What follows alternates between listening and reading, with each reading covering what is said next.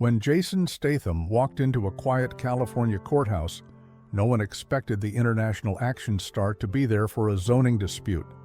That's when a strict, sharp-tongued judge made the biggest mistake of his career, mocking and fining a man he assumed was just another clueless celebrity. What he didn't know was that Jason had spent years studying law behind the scenes, and he came more prepared than anyone in the room. What happened next didn't just stun the courtroom, it reshaped it. Because in true Jason Statham fashion, he turned the tables with precision, professionalism, and an unforgettable lesson in respect. The early morning fog still clung to the narrow coastal roads as a matte black SUV pulled into a quiet parking lot behind the Laguna Vista Municipal Courthouse. Jason Statham stepped out, his usual red carpet swagger replaced by something far more subdued. Dressed in a dark hoodie, faded jeans, and aviator sunglasses, he moved with the careful precision of a man used to attention, but actively avoiding it. This wasn't a movie premiere, a press event, or a late-night talk show. It was real life. And in this sleepy California beach town, the locals didn't care how many action blockbusters your name was on. In court, everyone was just a file number and a clock tick away from being judged. Jason's purpose that morning was personal and specific. A zoning dispute involving a seaside home he'd purchased, a modest property meant to be restored as a sustainability showcase. Local officials claimed he'd violated coastal building regulations. Jason believed otherwise. Inside, fluorescent lights buzzed above beige walls, faded posters warned about contempt charges, and the air smelled faintly of copier toner and lemon-scented floor polish. This was not a place built for theatrics. Here, status meant nothing, and one name held more sway than any Hollywood resume: Judge Robert C. Hardwick. Hardwick was a legend in his own right, a man who prided himself on deflating egos with surgical precision, especially celebrity ones. As Jason passed the security checkpoint, he kept his head down, acknowledging the guard with a slight nod, but whispers had already begun. "Is that Jason Statham? Dude from the transporter? What's he doing here?" Jason didn't react. He wasn't here to entertain. He was here to be heard. What he didn't know, what no one knew, was that the next hour would test not just his patience, but his preparation. And what began as a quiet legal errand would soon unravel into a moment of reckoning, not only for Jason, but for the very system that underestimated him. Because this wasn't Hollywood, this was the Laguna Vista Municipal Court, and Judge Hardwick wasn't interested in IMDb credits. He was interested in control, and Jason Statham was 3 minutes late.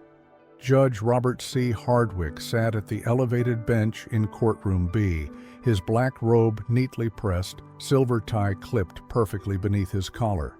At 68, he moved with the deliberate certainty of a man who'd seen it all and forgotten none of it. Behind wire-rimmed glasses, his sharp blue eyes scanned the docket like a general planning battlefield movements. His reputation preceded him. In a courthouse where most judges went unnoticed, Hardwick made an impression: efficient, cold, and proudly unsympathetic. A man who called tardiness a disease and celebrity a courtroom cancer. At precisely 9 a.m., the bailiff called the room to order. "All rise," came the familiar bark. Defendants, attorneys, and spectators stood as the judge entered, the atmosphere shifting immediately. Silence took root in the room. Punctuality was reverence here, and any deviation was sacrilege. Hardwick opened the session with his usual clipped rhythm. 3 quick cases passed in under 15 minutes. Then the door creaked open. Jason Statham stepped into the courtroom, 3 minutes late. Despite his best efforts to enter discreetly, he was instantly recognizable. The buzz was electric. Some heads turned. Others tried not to stare. Jason moved quickly to an open seat, quiet, respectful, but it was already too late. Judge Hardwick's gaze locked on him like a hawk spotting prey. "Well, well," the judge said, his voice slicing through the room like a razor. "Look what the morning tide washed in." Jason stood slowly, offering a courteous nod. "Apologies, Your Honor." There was a crowd outside. "This isn't a movie set, Mr. Statham," Hardwick interrupted, the courtroom chuckling in response. "We don't delay justice for paparazzi or autographs." Jason said nothing. He'd faced hecklers, critics, and stunt failures. He could face this too. But what struck him wasn't the sarcasm, it was the intent. Hardwick wasn't just annoyed. He was performing, crafting a public humiliation, expecting Jason to squirm. He didn't. The judge cleared his throat, shuffling papers without looking up.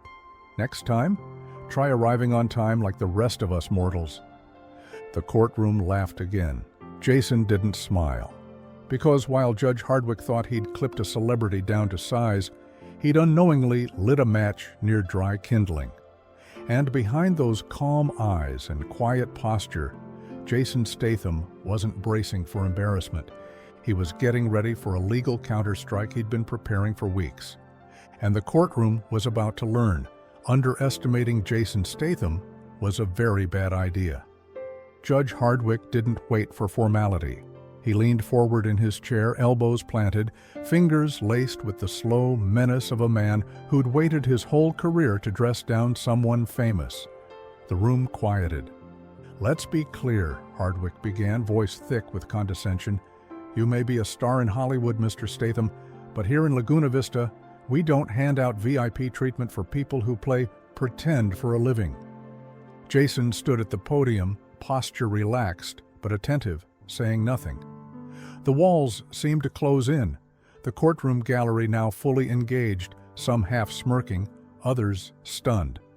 "This courtroom represents order, dignity, respect for the law," the judge continued, tapping a stack of documents with deliberate force. "Not whatever fantasy world you came from with your slow-motion explosions and dramatic music cues." A few nervous laughs flickered through the gallery. Hardwick wasn't looking for approval. He was claiming territory. Jason kept his face neutral. No hint of ego, no attempt at charm. Just a slow, deliberate breath. "And while I don't typically fine individuals before we hear the case," Hardwick said, reaching for a notepad with exaggerated care, "I think an example needs to be made. This court hereby fines you $1,000 for disrupting the dignity of these proceedings." He paused. The number hung in the air like smoke. After a detonation, Jason blinked. Once, nodded, once, no protest, no rebuttal. Hardwick leaned back, self-satisfied, convinced he'd won the morning. But what he failed to notice, what everyone missed, was the slight shift in Jason's posture. The tension dropped from his shoulders, his grip on the edge of the podium loosened. Not in defeat, in resolve. He wasn't here to win headlines.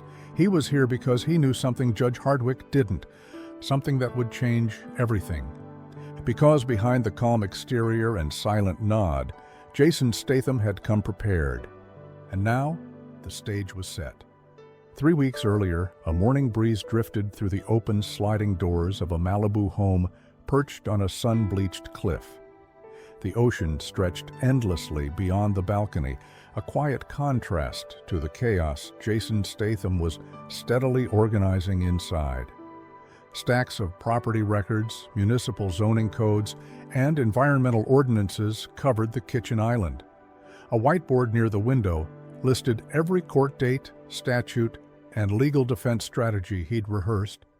At the center of it all, Jason sat hunched over a binder, highlighter in hand, eyes scanning a section titled California Coastal Development Permit Guidelines, Section 30106. Most people knew him for high-speed chases and fists flying through glass. What they didn't know was that for the past 2 years, Jason had been pouring time into something else: sustainable architecture. He'd quietly purchased neglected properties along the Pacific coast and was working to renovate them with renewable materials and green tech. But with every permit came paperwork, red tape, pushback, and Jason, tired of relying on overpriced lawyers, had started learning for himself. That learning had brought him to Vincent Calloway, a retired real estate attorney who now spent his days sipping black coffee and quoting obscure legal cases. "Law's like a fight, Jay," Calloway had said during their first meeting. "Not the brawling kind, surgical, strategic. You don't win by yelling louder, you win by knowing more."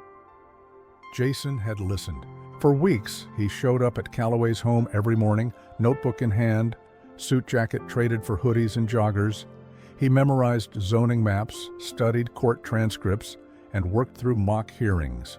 His brain became sharper than it had ever been on set. "You're not just going to win," Calloway told him the night before his court date. "You're going to walk in there and make them regret underestimating you."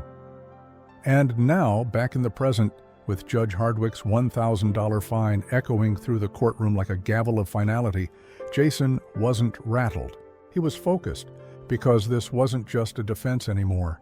It was an unveiling of everything he'd learned, everything he'd prepared. And the next chapter of this courtroom story wasn't going to be written by Hardwick. It was going to be written by Jason Statham. Jason stood as the court clerk read the complaint aloud. He approached the podium calmly, his leather folder tucked under one arm like a tool he'd been waiting to reveal. "Your Honor," he said respectfully, voice smooth and firm, "with the court's permission, I'd like to represent myself in this matter." There was a beat of silence. Hardwick raised his eyebrows, slowly removed his glasses. "Of course you would," he said dryly. "Well, in the interest of entertainment value, I'll allow it." A few soft chuckles echoed through the gallery. Hardwick leaned back in his chair, clearly expecting a performance. He didn't know he was about to get one, just not the kind he thought. Jason opened the folder. Inside were meticulously organized documents, color-coded tabs, and handwritten annotations on crisp legal printouts. He laid out 3 sheets, placed a 4th on the podium, and began. "The complaint alleges I violated Section 7.04 of the Laguna Vista Municipal Zoning Code," he said. "However, that section pertains specifically to new commercial structures within a Class C flood zone. The property in question lies outside that designation, as defined in the city's own maps, updated January 3rd of this year." Hardwick shifted slightly in his chair. A faint crease appeared between his brows. Jason continued, flipping to the next page. "Additionally, I submitted a coastal development permit application under subsection 12.1A, Renewal and Restoration Clause. That clause explicitly permits upgrades to existing structures for residential purposes, provided that materials meet state sustainability standards. My project not only meets, but exceeds those standards. Documentation from Cal Green is included here." He held it up briefly before placing it on the judge's desk. The courtroom had grown still. Gone was the smug celebrity. Gone was the assumed incompetence. In his place stood a man speaking with clarity, precision, and conviction. Every word cut deeper than the last, not dramatic, just irrefutably correct. Even Hardwick didn't interrupt. Not yet. Jason lifted a final sheet.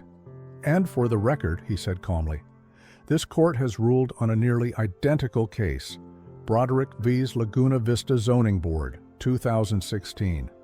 That ruling set a precedent for leniency in restoration projects exceeding environmental benchmarks." Now it was quiet. The kind of quiet you get right before a shift in power. Judge Hardwick's fingers drummed lightly on the edge of his desk. His posture, once stiff with authority, was beginning to sag under the weight of Jason's unflinching presentation. The courtroom was still, but the shift was unmistakable. Jason didn't pause. "Let's talk procedure," he said, pulling out a slim blue binder. "The notice I received from the city was dated February 2nd. According to the local ordinance, Section 8.02, any permit revocation must be preceded by a formal inspection notice at least 30 days prior. There was no inspection. I confirmed this with the city's building department, and I've attached the response email here." He handed a printed copy to the bailiff, who walked it up to the bench. Hardwick glanced at it, lips tightening. And more importantly, Jason said, voice calm but firm, the permit wasn't revoked by the proper authority. It was signed by a junior compliance officer, not a zoning board director, as legally required under Municipal Code Section 3.13. He let that land. The silence stretched. Jason leaned slightly forward, not with arrogance, but with the quiet power of someone holding all the right cards. "I'd also like to submit one final reference," he said, flipping to a bookmarked page. "In Lyle v. Town of Eastward, 2015, Your Honor ruled that procedural integrity is essential to public trust. That ruling emphasized that even technical violations could nullify a revocation. Your own words." Hardwick looked up sharply. Jason met his eyes, steady, respectful, unshaken.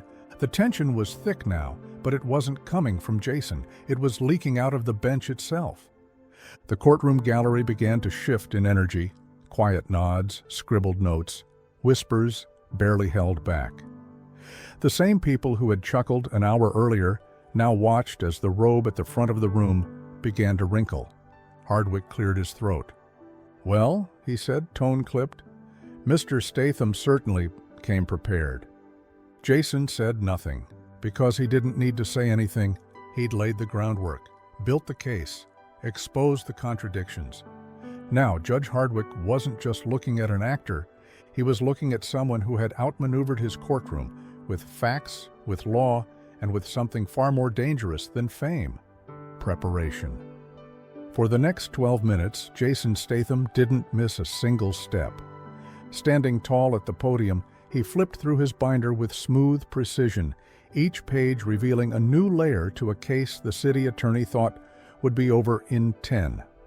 Now, that attorney, Daniel Kessler, mid-40s, and known for his iron confidence, sat frozen, his expression beginning to falter.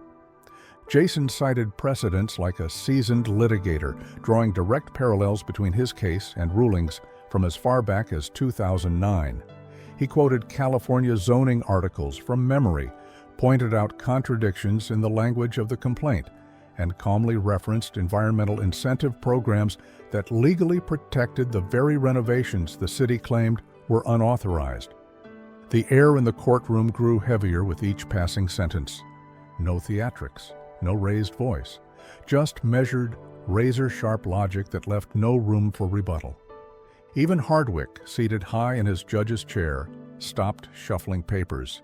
His pen rested on his legal pad. His gaze flicked toward the city attorney, who had yet to speak a word. Jason finally closed his binder. "I respectfully submit that the city's claim is procedurally invalid, factually unsupported, and inconsistent with previously upheld legal standards, including those established by this very court." Silence. The kind of silence that says everything. In the back row, a young paralegal leaned over to her colleague and whispered, "He's actually good." An elderly woman in the gallery clutched her handbag a little tighter, as if something historic might happen. Jason stepped back, hands relaxed at his sides. He didn't need to say more. Judge Hardwick cleared his throat, a sound that now carried uncertainty rather than command. "We'll take a 10-minute recess," he said, voice not quite steady. "This court is adjourned until 10:45 a.m.